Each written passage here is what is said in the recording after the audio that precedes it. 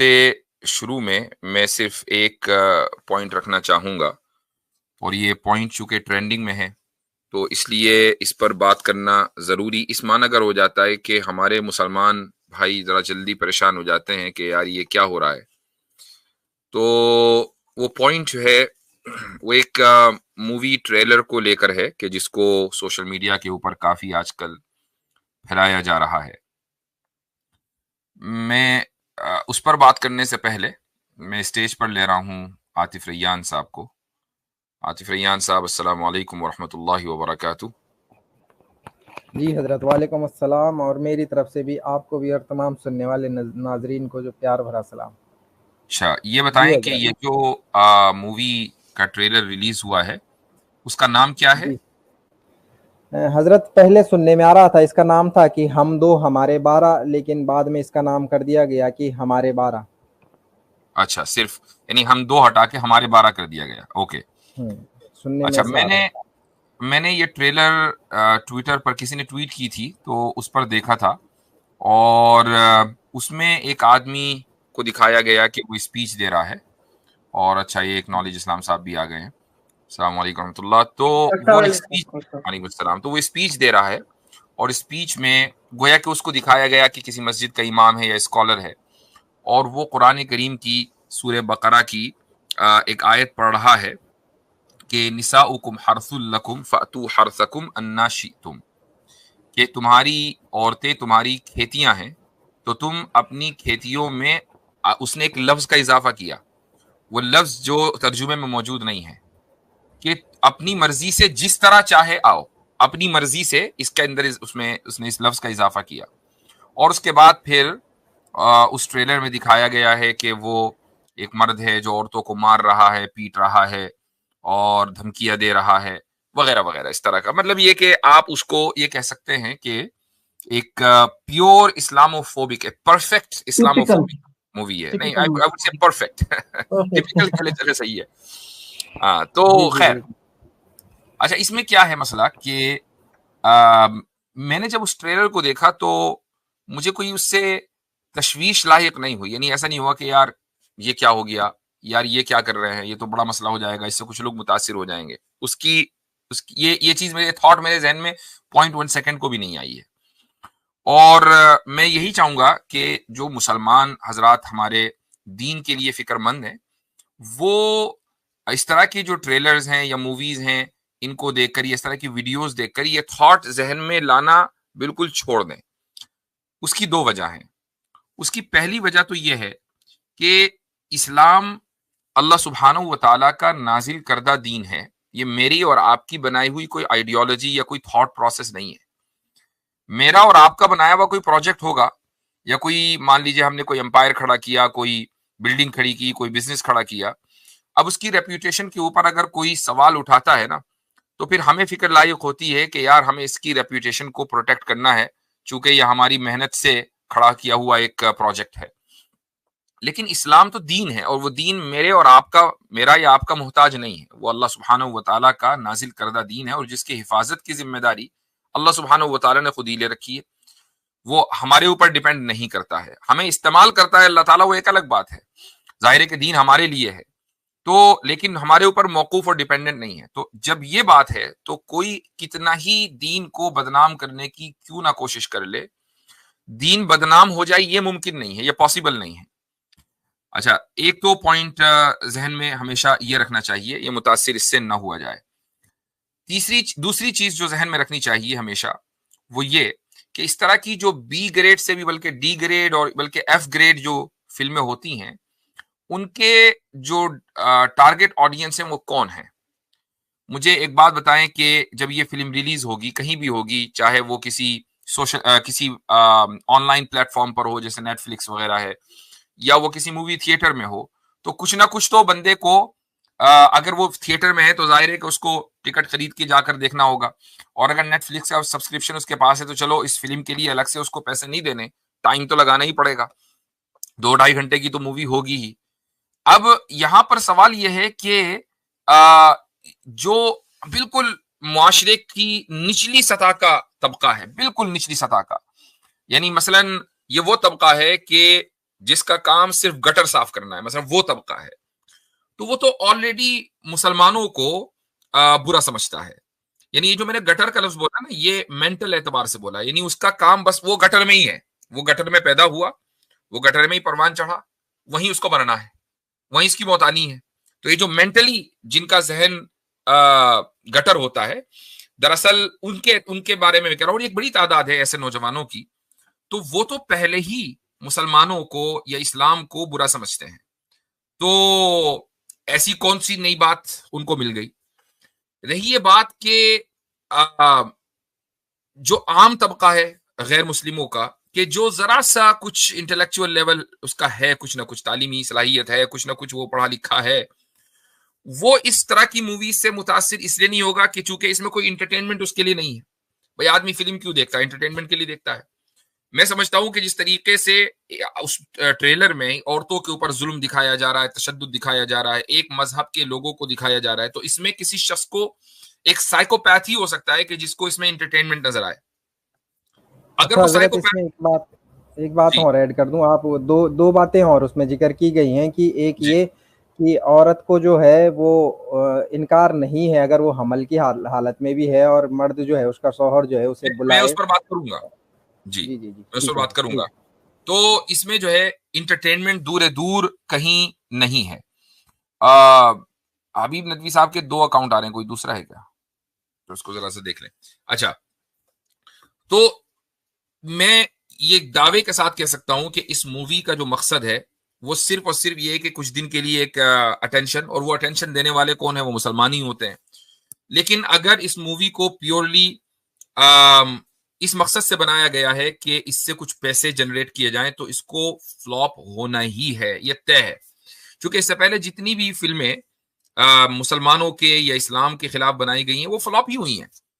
مسلمان اس کو دیکھیں گے نہیں، ہندوؤں کا اس میں کوئی انٹرٹینمنٹ ہے نہیں، تو آخر وہ فلاپ ہی ہوگی. اس کے علاوہ ہاں کوئی نان فار پروفٹ مووی بن رہی ہو تو بات الگ ہے. اس طرح کا کوئی پروجیکٹ آیا ہو فلم انڈسٹری میں کہ جن نان فار پروفٹ موویاں بنیں گی تو بات الگ ہے. تو یہ 2 چیزیں ذہن میں رکھنی چاہیے. اب ایک آیت کے جس کا ریفرنس اس میں دیا گیا ہے اس پر بات کرنا ضروری ہے. وہ بات یہ ہے کہ قرآن کریم میں یہ جو آیت ہے، اللہ سبحانہ و تعالیٰ کا ارشاد ہے سورہ بقرہ کی کہ نساؤکم حرث لکم فأتوا حرثکم انا شئتم، اور یہ آیت پڑھتے ہوئے ایک آدمی کو دکھایا گیا ہے کہ تمہاری عورتیں تمہاری کھیتیاں ہیں، حرث لکم فأتوا، تو تم اپنی کھیتیوں میں، انا جیسے چاہو آؤ، وقدموا لانفسکم، اور آگے جو اسی آیت میں اللہ تعالیٰ فرماتا ہے کہ تم اپنے لیے آگے بھیجو. کیا بھیجو؟ میں اس کے بارے میں بھی بات کروں گا. واتقوا اللہ، اللہ سے ڈرو. واعلموا انکم ملاقوہ، اور یہ یاد رکھو کہ تم اللہ سے ایک دن ملنے والے ہو. وبشر المؤمنین، اور مؤمنین کو اے محمد صلی اللہ علیہ وسلم آپ بشارت دے دیجئے.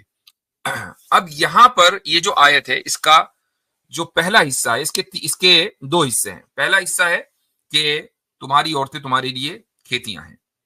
یہاں ایک چیز تو ذہن میں رکھنی چاہیے کہ یہ جو ایکسپریشن ہے، یعنی بیوی کو کھیتی قرار دینا، یہ صرف اسلام یا قرآن کے ساتھ خاص نہیں ہے، بلکہ ہندو کتابوں میں بھی یہ ایکسپریشن ملتا ہے. لیکن میں اس ڈیٹیل میں اس لیے نہیں جانا چاہتا کہ میں قرآن کی کسی بات کو اس لیے ویلیڈیٹ نہیں کروں گا چونکہ وہ ہندو کتابوں میں یا کرسچن کتاب میں یا کسی یہودی کی کتاب میں ہے. قرآن ایک ادھر ادھر سے ایکسپریشن اکٹھی نہیں کرتا، بلکہ قرآن جو ہے وہ انسانی فطرت کے مطابق بات کرتا ہے. تو قرآن نے بیویوں کو کھیتی کیوں کہا؟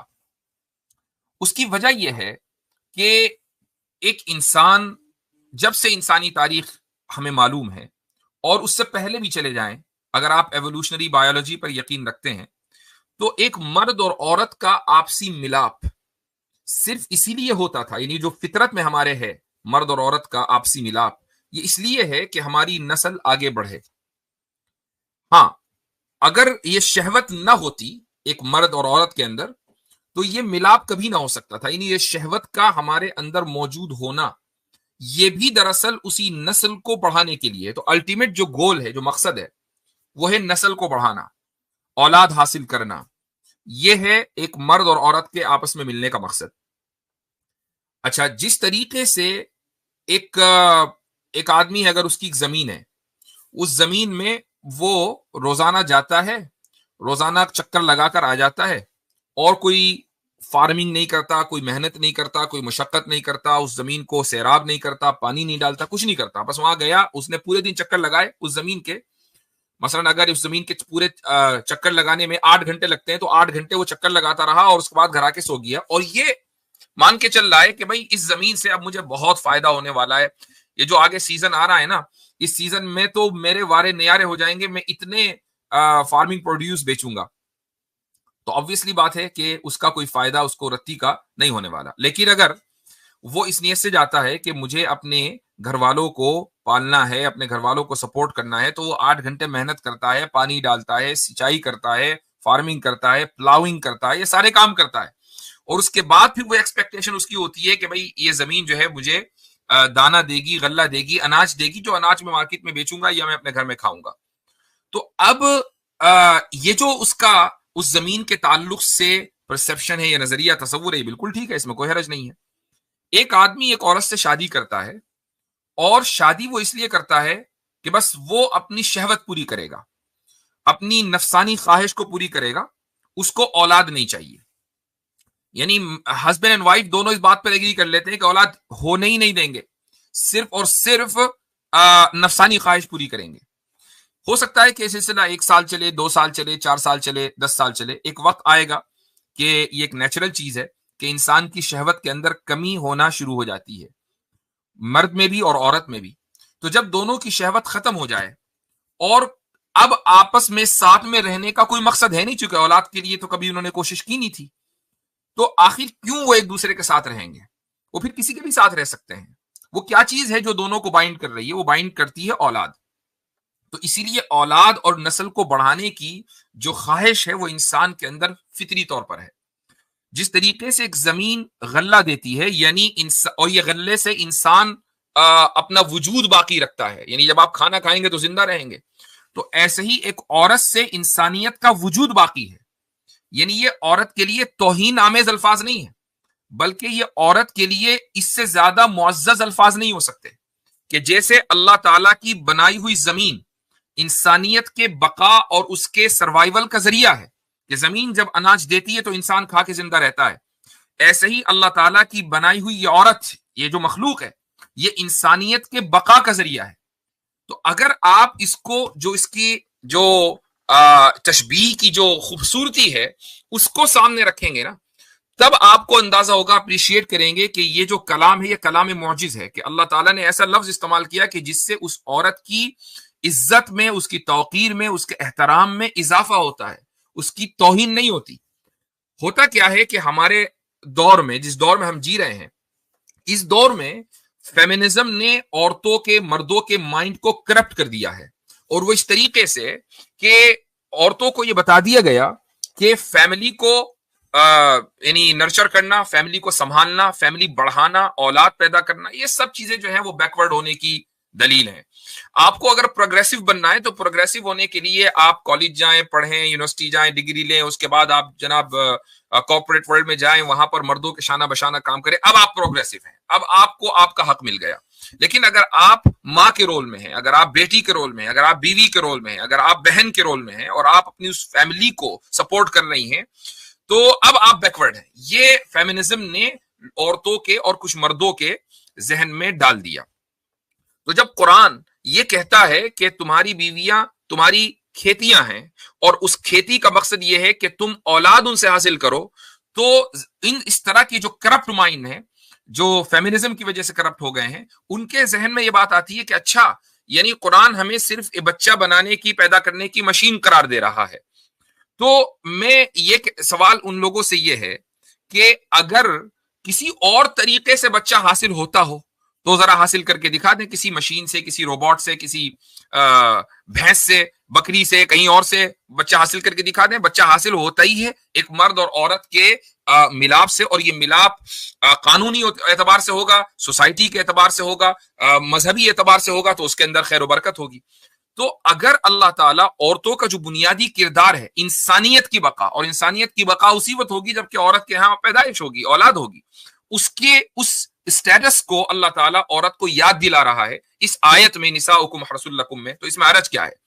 تو یہ تو عورت کے لیے احترام کی بات ہے. میں ایک مثال دیتا ہوں. مثال یہ ہے کہ آپ چاہے کسی بھی مذہب سے تعلق رکھتے ہوں، آپ اسلام سے تعلق رکھتے ہوں کہ ہندوازم سے کہ کرسچن ہو، کچھ بھی ہو، کوئی یا کوئی مذہب نہیں مانتے، آپ کے گھر میں اگر آپ ایک فیملی میں رہتے ہیں جس میں آپ کے ماں باپ، بھائی بہن، بیوی بچے سب موجود ہیں، پورا ایک خاندان ایکسٹینڈڈ فیملی ہے، اس میں مجھے بتائیں کہ سب سے زیادہ، خود ہی اپنے دل پر ہاتھ رکھ کر بتائیے، سب سے زیادہ قابل احترام فگر کون سی ہے؟ آپ خود ہی کہیں گے ماں، کہ سب سے زیادہ قابل احترام فگر ماں ہے. ہر ایک آدمی کے ذہن میں، چاہے وہ اپنی ماں کا احترام کرتا ہو نہ کرتا ہو، اپنی وٹ ایور، لیکن اس کے ذہن میں اس کی زبان پر یہی لفظ آنا ہے کہ ماں سب سے زیادہ قابل احترام ہے. تو ماں کیوں قابل احترام ہے بھائی؟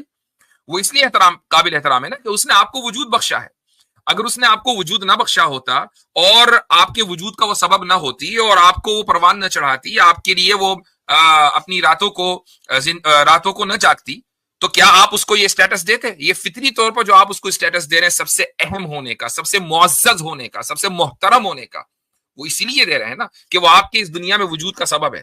تو اللہ تعالیٰ یہی تو کہہ رہا ہے نا کہ عورتیں تمہاری کھیتیاں ہیں، چونکہ جب اس کھیتی سے اولاد پیدا ہوگی تو عورت، وہ جس نے اولاد کو جنم دیا ہے، اس کو سب سے زیادہ احترام والا اسٹیٹس ملنا ہے. تو اس میں عورت کی توہین کہاں ہے؟ اس میں تو عورت کو اس کا احترام بتایا گیا ہے. تو یہ ایک بات. دوسرا جو پوائنٹ ہے وہ یہ کہ فاتو حرثکم انا شئتم، کہ تم اپنی کھیتیوں میں جس طریقے سے چاہو آؤ. اب یہ جو ابھی عاطف ریان نے چیز ایڈ کی ہے کہ بھائی اس میں یہ دکھایا گیا کہ اگر پریگننسی کے دوران بھی مرد کو اختیار ہے وغیرہ وغیرہ. یہاں پر دیکھیں لفظ آ گیا حرثکم.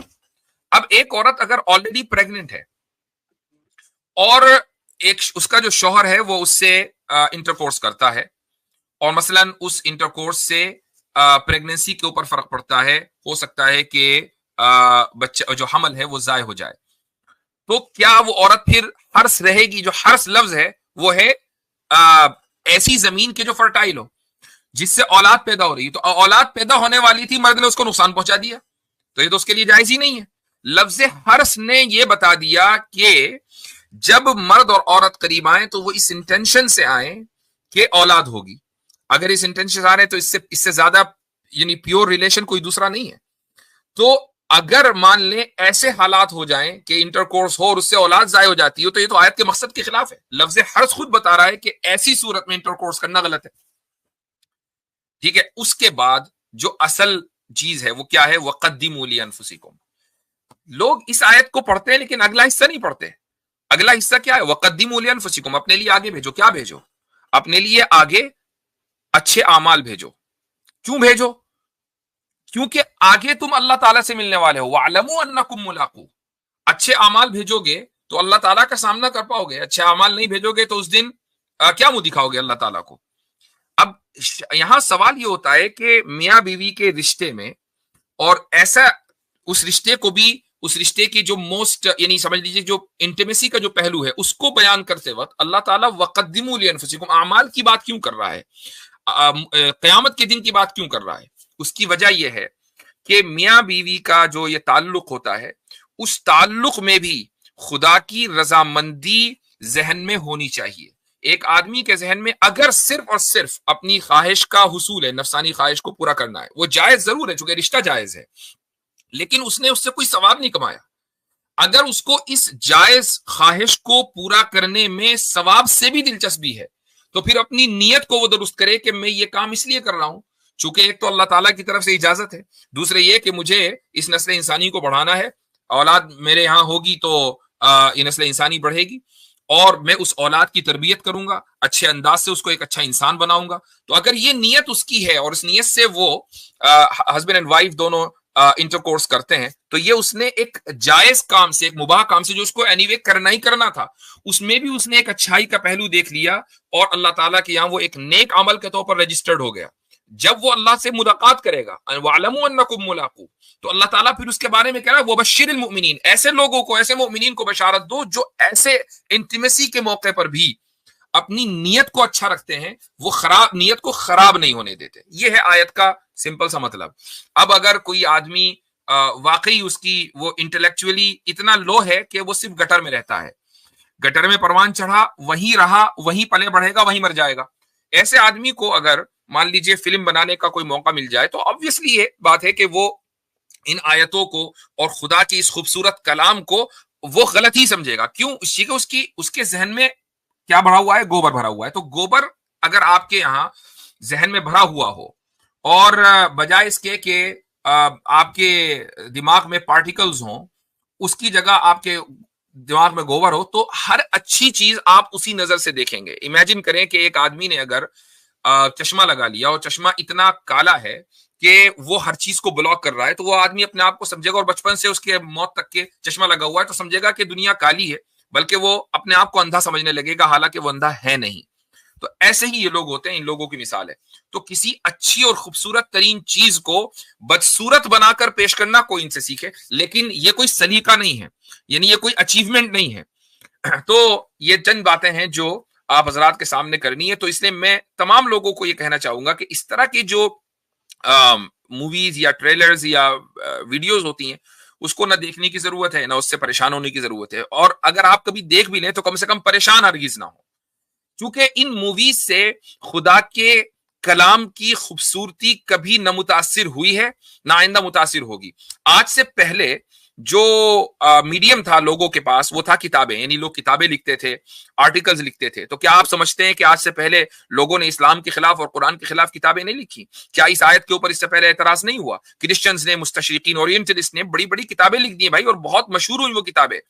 لیکن کیا ہوا اس سے؟ کیا اسلام کے اوپر کوئی فرق پڑا؟ کیا مسلمانوں کی جو تعداد ہے وہ کم ہو گئی؟ کیا اس کی وجہ سے لوگوں نے اسلام قبول کرنا چھوڑ دیا؟ ہرگز نہیں. اللہ کا دین ہے، حفاظت اس کے ذمہ ہے، آپ کو کوئی فرق نہیں پڑنا چاہیے. ہاں، آپ اگر کوئی تھوڑی دیر کے لیے پریشان اس معنی اگر ہو رہے ہیں کہ یار یہ میرے مذہب کی توہین کر رہا ہے، تو یہ آپ کے لیے بشارت کی بات ہے کہ آپ اتنی لائلٹی رکھتے ہیں اپنے دین سے کہ اگر دین کی طرف کوئی انگلی اٹھا کر دیکھتا ہے تو آپ پریشان ہو جاتے ہیں. تو ایسی صورت میں خدا کا شکر ادا کیجئے کہ اس نے آپ کو ایمان مضبوط دیا ہے، اور اپنے ایمان کی ثابت قدمی اور اس ایمان کو مضبوط کرنے کی آپ دعا مانگیں. تو یہ اپروچ آپ کا ہونا چاہیے، تو انشاءاللہ کوئی مسئلہ نہیں ہوگا. یہ تو ایک ٹریلر ہے، کل کو 10 مووی اس طرح کی آئیں گی، ان موویوں سے کوئی فرق پڑنے والا ہے نہیں.